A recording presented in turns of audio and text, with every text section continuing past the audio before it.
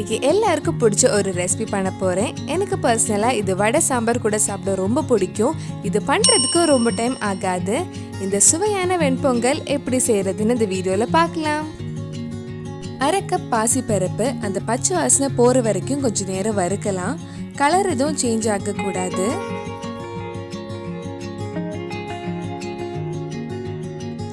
பாசிப்பருப்பு வறுத்ததுக்கு அப்புறம் இதுல ஒரு கப் பச்சரிசி ஆட் பண்றேன். பச்சரிசி ரொம்ப நேரம் வறுக்க வேண்டாம், லைட்டா சூடானாலே போதும், நம்ம ஆஃப் பண்ணிடலாம்.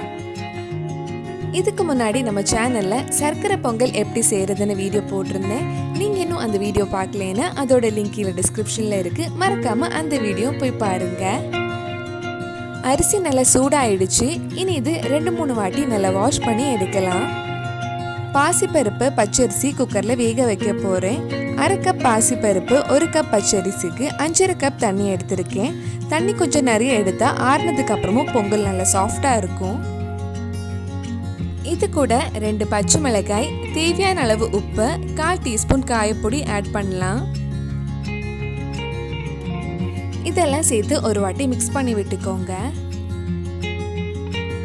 கடைசியா 2 டீஸ்பூன் நெய் ஊற்றி குக்கர் மூடி வச்சு மீடியம் ஃப்ளேம்ல 4 விசில் வர வரைக்கும் வேக வைக்கலாம். குக்கர் ப்ரெஷர்லாம் போனதுக்கு அப்புறம் வெந்தடிச்சான்னு ஓபன் பண்ணி பார்க்கலாம். ஓபன் பண்ணும்போதே வாசனை சூப்பரா இருக்கு. பொங்கல் அழகா வெந்திருக்கு.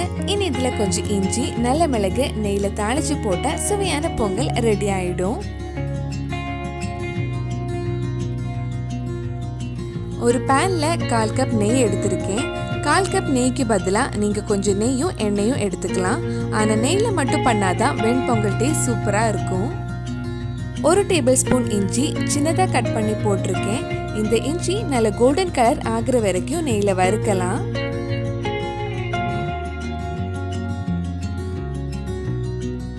இஞ்சி நல்ல கலர் ஆனதும் இதுல 2 டீஸ்பூன் நல்ல மிளகு, 1 டீஸ்பூன் ஜீரகம் ஆட் பண்றேன்.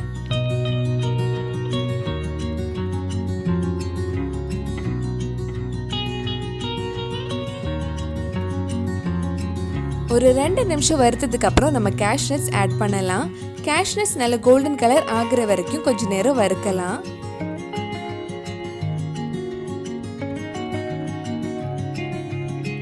கேஷ்நட்ஸ் நல்ல கோல்டன் கலர் வந்துடுச்சு.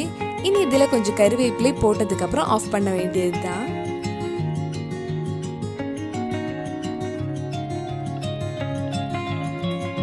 இனி இது நம்ம வேக வச்ச சாதம் கூட மிக்ஸ் பண்ணிக்கோங்க. நம்ம வெண்பொங்கல் ஆல்மோஸ்ட் ரெடி ஆயிடுச்சு. இனி இதெல்லாம் சேர்த்து நல்லா மிக்ஸ் பண்ணிக்கோங்க.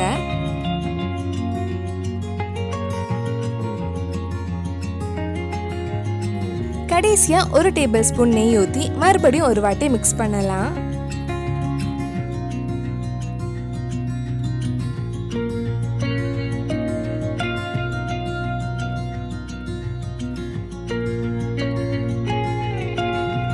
சுவையான வெண்பொங்கல் ரெடி ஆயிடுச்சு. இது வடை சாம்பார் சட்னி கூட சாப்பிட ரொம்ப நல்லா இருக்கும்.